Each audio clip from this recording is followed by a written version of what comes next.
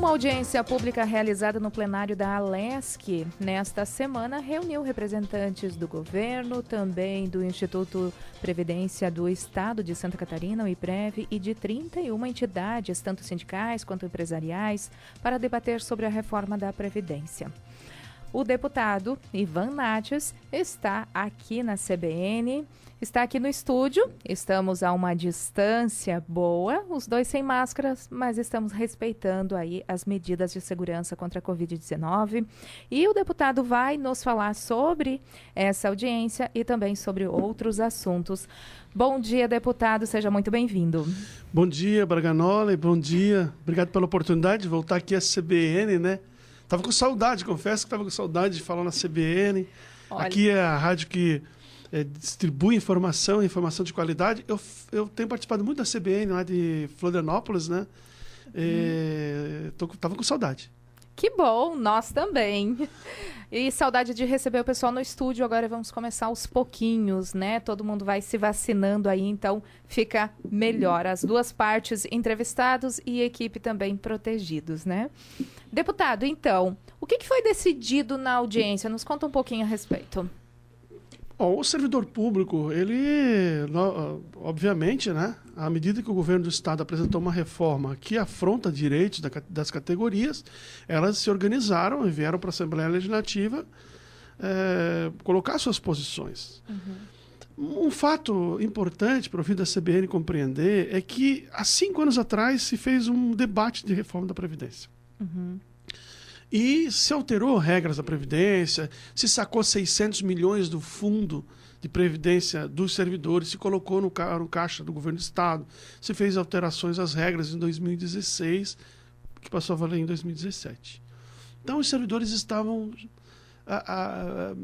vamos dizer, acalejados de que a coisa estava certa, certos de que estava tudo certo. Uhum. Quando chegou ano passado, o governo começou a falar de reforma, porque foi aprovada a reforma lá no Congresso Nacional, e começou a falar de reforma. Ano passado, então, o governo estava muito fragilizado politicamente, por causa do impeachment, afastamento, inabilidade do governador, etc. O governo acabou retirando a proposta de reforma da Previdência. E esse ano a proposta voltou. Ninguém duvida que nós precisamos fazer uma reforma da Previdência. Isso é verdade. Precisa acertar algumas coisas que são precisam de regras, que estão sem regras nesse momento. Mas também não se pode massacrar direitos do trabalhador, do serviço público, porque nós temos em Santa Catarina excelência de prestação de serviço, né? Sim. Nós temos uma das melhores educações do país. Nossa segurança pública, ela nos coloca como o estado mais seguro do Brasil. Aqui não tem roubo de carga, aqui não tem sequestro relâmpago, aqui não tem saidinha, aqui não tem, né, o que a gente vê por aí fora. Nós temos uma saúde pública de qualidade. O servidor público catarinense que trabalha na saúde, ele atravessou a pandemia com excelência, né? Se fez o que pôde fazer. Então é um servidor público qualificado em todos os setores. Presídio, os agentes prisionais. Quando é que a gente teve a última fuga de preso? Né? Então, não é aquela coisa do Rio de Janeiro que prende um cara. Sim. E de um dia o cara foge, desapareceu, não sabe onde é que está. Então, nós temos os funcionários do presídio, a Polícia Penal, que faz um trabalho extraordinário. O índice de fuga é quase zero. Exatamente. Né? Santa Catarina. A questão dos sócios educativos, o pessoal que cuida de criança, enfim, tem um trabalho premiado pelo Ministério da Criança e da Adolescência. Então, é um Estado que tem um servidor qualificado. E não se pode pegar agora os servidores e dizer para ele, agora deu para ti. E também, o que está pegando na Previdência é que o governo, Carlos Moisés, ele privilegiou demais uma categoria profissional, que são os oficiais da Polícia Militar, que hoje devem receber o maior salário de Santa Catarina, por uma proposta que o governo mandou semana passada para a Assembleia, reajustando o salário da Polícia Militar, mas praticamente colocando mais R$7 mil na conta de quem já ganha o maior salário do Estado, contra uma mesma posição da Polícia Civil. Quer dizer assim, os oficiais da Polícia Militar receberão o maior salário do Estado de Santa Catarina e se aposentarão com 50 anos de idade. Oficial da Polícia Militar. Não quero aqui entrar em mérito, porque talvez eles mereçam. Mas você tem o maior salário, oficial da Polícia Militar, e menos tempo de serviço. Delegado, menor salário e mais tempo de serviço. Então, certo. Isso cria embate entre as categorias. As categorias começam a se sentir rejeitadas.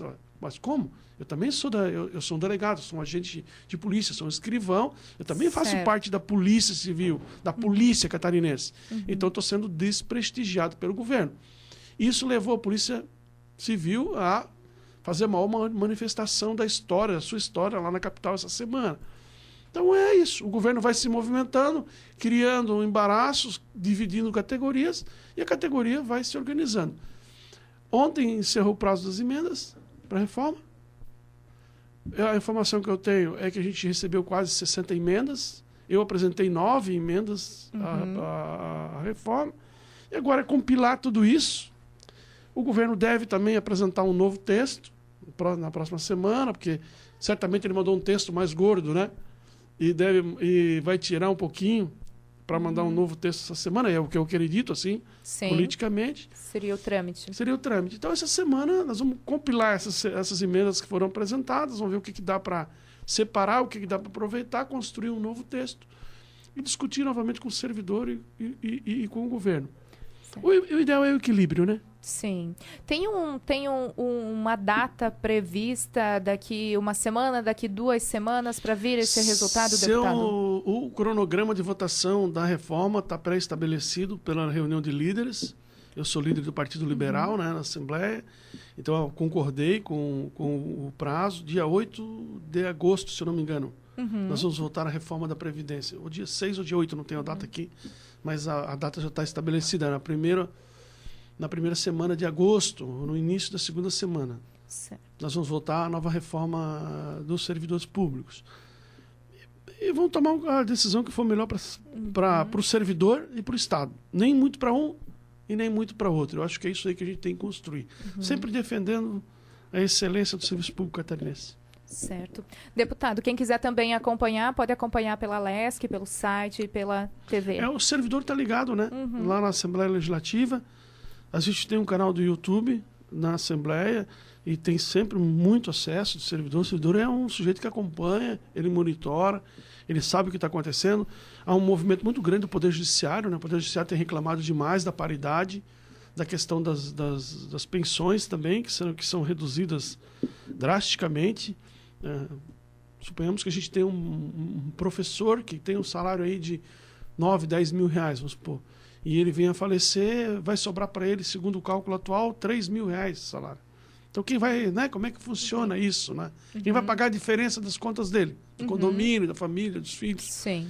Então, preciso criar equilíbrio. Nós temos os servidores da saúde que trabalham no local insalubre, que precisam ter uma aposentadoria especial, e o texto não inseriu aposentadoria especial para os trabalhadores em atividade de risco, então nós estamos corrigindo isso também. Muita coisa está acontecendo e essa semana vai ser crucial para preparar um texto único. Certo. Deputado, só para entender um pouquinho melhor, para gerar esse equilíbrio, digamos, entre o pagamento aí de servidores também e para não criar, digamos, digo um rombo, mas um prejuízo para o governo, como que seria esse trâmite, deputado? Essa é uma questão que é bastante complexa. Precisaria de algumas horas para poder conversar sobre isso. Uns 2 dias aqui na CBN. Uns 2 dias aqui na CBN. Porque, assim, o servidor, ele não tem culpa de nada. O servidor é o cara que vai lá trabalhar e quem cuida da folha de pagamento é o governador, é o secretário de administração. Ele só faz o trabalho dele, entende? Então, se tem rombo na Previdência, se tem menos arrecadação do que a folha, né? Quem criou isso aí não foi o servidor. Quem criou isso aí é quem governa Santa Catarina. Nos últimos anos, atualmente. E essa história do rombo também é muito fantasiosa, sabe? De verdade, não se tem uma certidão. Ó, tá aqui a certidão. Ó. A certidão que o rombo é esse. Certo. Um fala num valor, outro fala do outro valor, outro fala disso, fala daquilo. O que se nota é que o número de servidores, e isso é um fato verdadeiro, o número de servidores do Estado vem diminuindo, os concursos vêm diminuindo, o número de professores vem diminuindo, a contratação, a gente tem muita terceirização do serviço público, então os contratos futuros estão diminuindo pela terceirização ou pela diminuição da necessidade. Então, se nós temos menos pessoas sendo contratadas, nós temos menos pessoas contribuindo. E se nós temos menos pessoas contribuindo, quem vai pagar os aposentados? Certo. Então, essa é a pergunta. Então, isso é verdade. A contratação do Estado é menor do que a aposentadoria. Então, o rombo dos aposentados vai aumentando. Agora, dizer quanto é isso, quanto isso representa, não se pode dizer. E também, fundamentalmente, eu queria falar para o servidor público assim, o ajuste tem que ser bom para todo mundo. Né? Para quem está entrando, para quem tem 3, 4 anos, para quem tem 30 anos, para quem está aposentado.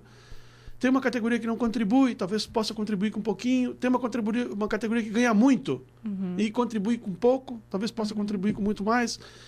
Nós temos casos que poderiam ser corrigidos, por exemplo, nós temos um caso, por exemplo, de uma moça de 22 anos de idade que foi morar com um desembargador aposentado de 86 anos de idade e ela virou companheira do desembargador e agora ela é pensionista do desembargador.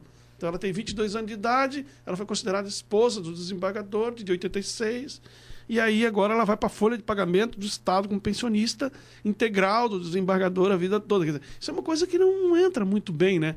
Nem na minha cabeça, nem na cabeça de ninguém. O Estado não é uma mãe para sustentar todo mundo.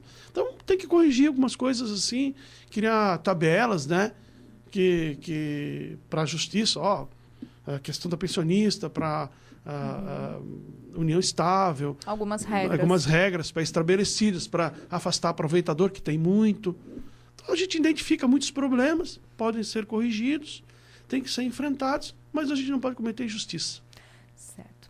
Deputado, aproveitando a sua presença aqui, o nosso tempo também é curtinho. O que é triste, né?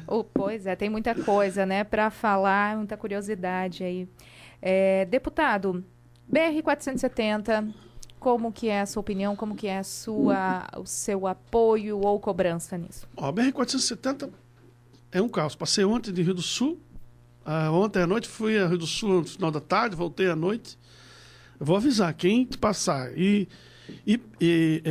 a Piúna até subir dali de Rio do Sul, um pouquinho antes de Londres, tenha cuidado para não ficar na estrada. A situação é vergonhosa, ultrapassou o limite, né? Vergonhoso. Resultado da sobrecarga de peso, caminhão passando com o peso totalmente acima do que permite a estrada, né?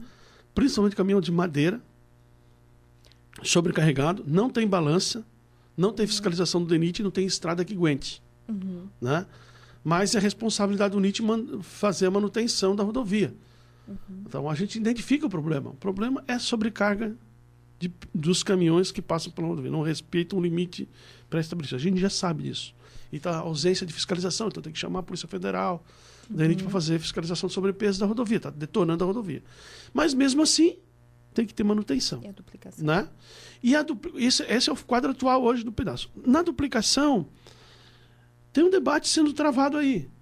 A Assembleia Legislativa, meio a contragosto, aprovou a aplicação de 200 milhões de dinheiro do catarinense numa obra federal, que é a BR-470. Isso já está superado. Foi aplicado, eu votei favoravelmente. Nós estamos com dinheiro em caixa, tem superávit no orçamento do Estado, em todas as pastas.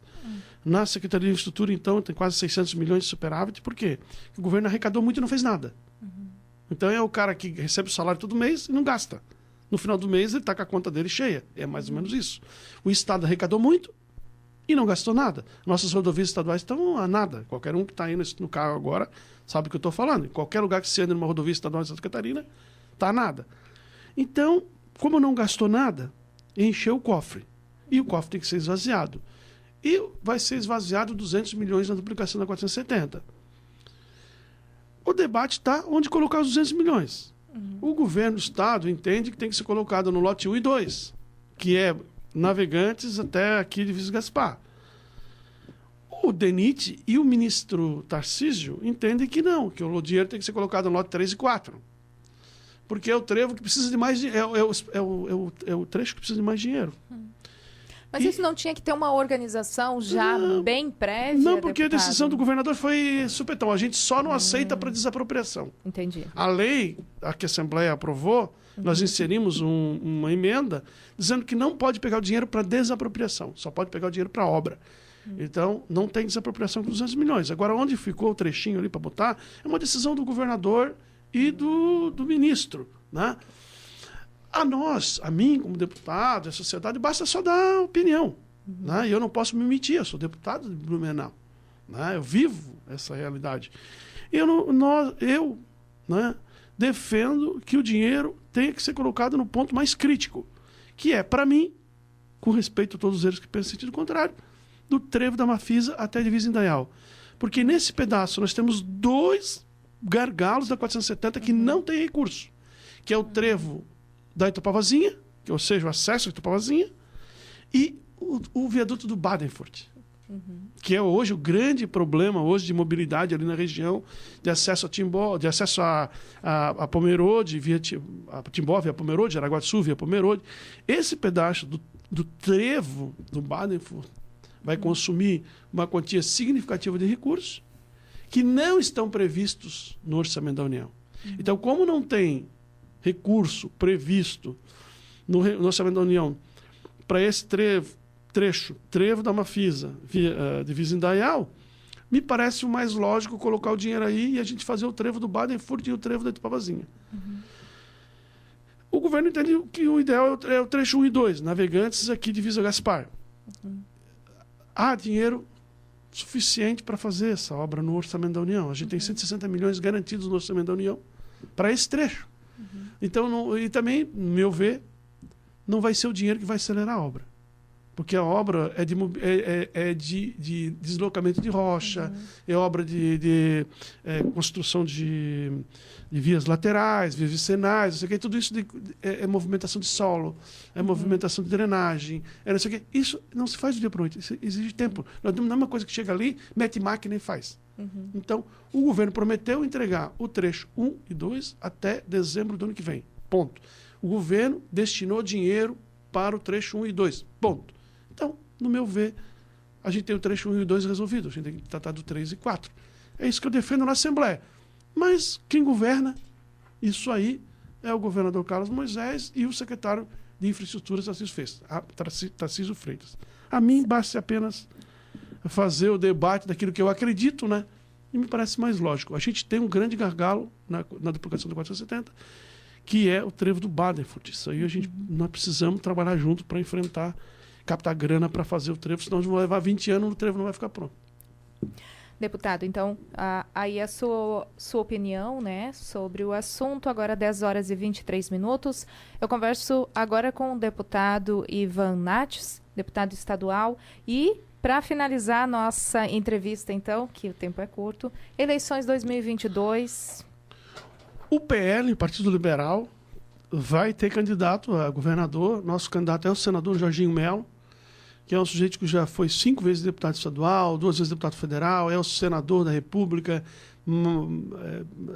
com maior pontuação, segundo o ranking dos políticos, é um sujeito extraordinário, uma pessoa que está prontinha para governar Santa Catarina.